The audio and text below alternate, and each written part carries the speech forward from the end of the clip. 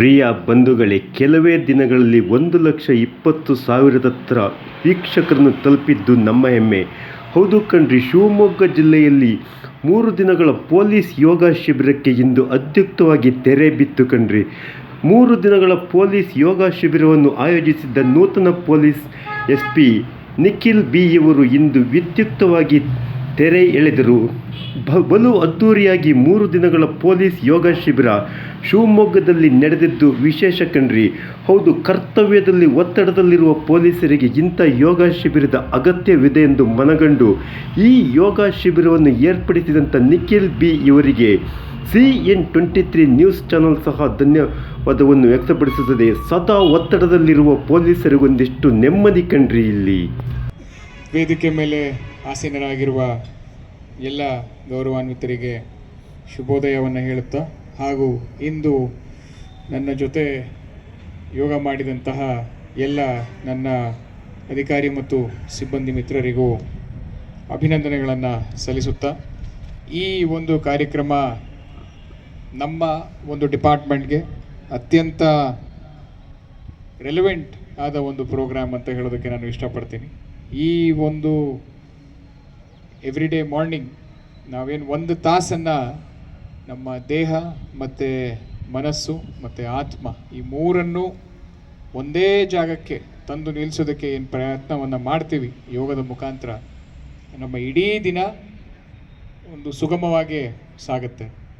ಇದನ್ನು ಕೇವಲ ನಾವು ಈ 3 ದಿನ ಮಾಡಿ ಮರೆತು ಬಿಡೋದಲ್ಲ. ನಮ್ಮ ಎಲ್ಲ ಇಲ್ಲಿ ಯಾರ್ಯಾರು ಪ್ರಾಕ್ಟೀಸ್ ಮಾಡಿದ್ದೀರ, ಅಟ್ಲೀಸ್ಟ್ ವಾರದಲ್ಲಿ ಒಂದು 5 ಡೇಸ್ ಇದನ್ನು ಅಭ್ಯಾಸ ಮಾಡೋದ್ರಿಂದ ನಿಮಗೆ ಇದರ ಎಫೆಕ್ಟು 3 ತಿಂಗಳಲ್ಲಿ ಗೊತ್ತಾಗುತ್ತೆ. In 3 months you will know this effect. ನಿಮ್ಮ BP, ನಿಮ್ಮ sugar, it will all automatically come under control. And along with that ನಿಮಗೆ ಸಡನ್ನಾಗಿ ಸಿಟ್ಟು ಬರೋದು. ನಮ್ಮ ಇಡೀ ಪೊಲೀಸ್ ಡಿಪಾರ್ಟ್ಮೆಂಟಲ್ಲಿ ದೇರ್ ಈಸ್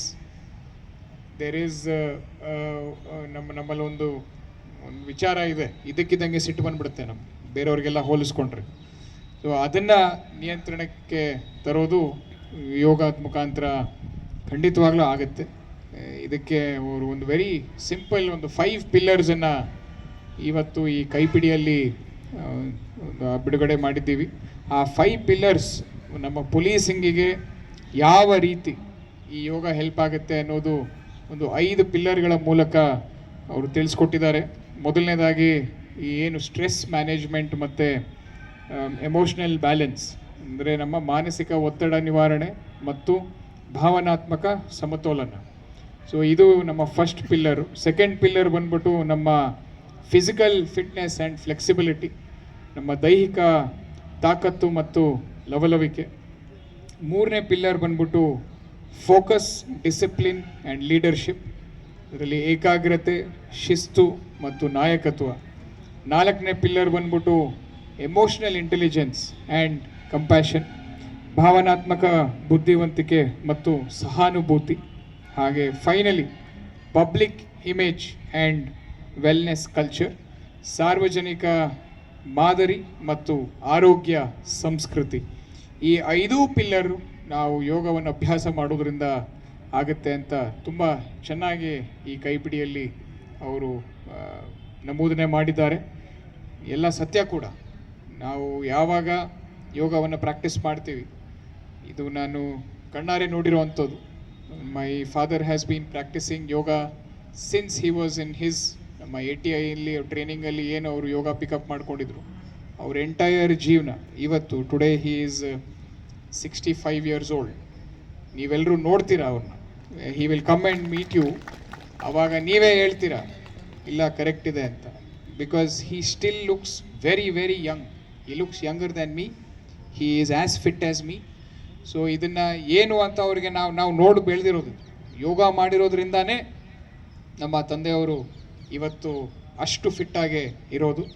ಅದಕ್ಕೇ ನೀವೆಲ್ಲರೂ ಕೂಡ ನಾವೆಲ್ಲರೂ ಕೂಡ ಅದನ್ನು ಒಂದು ಮೈಗೂಡಿಸ್ಕೊಂಡು ನಾವು ಕೂಡ ನಮ್ಮ ಆರೋಗ್ಯವನ್ನು ಒಂದು ಕಾಪಾಡೋ ರೀತಿಯಲ್ಲಿ ಮುಂದುವರಿಸ್ಕೊಂಡು ಹೋಗೋಣಂತೆ.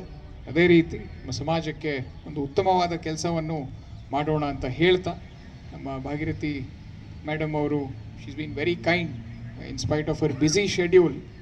ಅವರು ಪ್ರತಿದಿನ ಈ 3 days ನಮಗೆ ಒಂದು 2 hours ಸ್ಪೆಂಡ್ ಮಾಡಿದ್ದಾರೆ, 2 to 2.5 hours. ಸೊ ಅವ್ರಿಗೆ ನಾನು ಶಿವಮೊಗ್ಗ ಜಿಲ್ಲಾ ಪೊಲೀಸ್ ವತಿಯಿಂದ ಒಂದು ಧನ್ಯವಾದಗಳನ್ನು ಹೇಳೋದಕ್ಕೆ ಇಷ್ಟಪಡ್ತೀನಿ.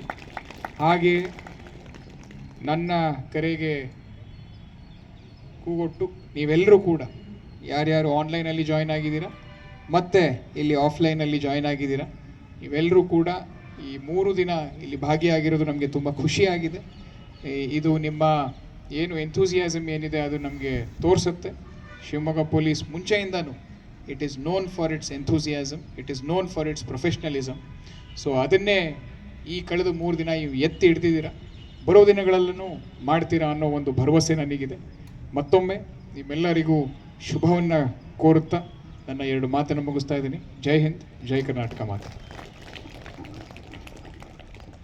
ಯೋಗವು ದೇಹ, ಮನಸ್ಸು ಮತ್ತು ಆತ್ಮವನ್ನ ಜೋಡಿಸುವ ಒಂದು ಪ್ರಾಚೀನ ಭಾರತೀಯ ವಿಜ್ಞಾನವಾಗಿದ್ದು ಕೇವಲ ದೈಹಿಕ ವ್ಯಾಯಾಮ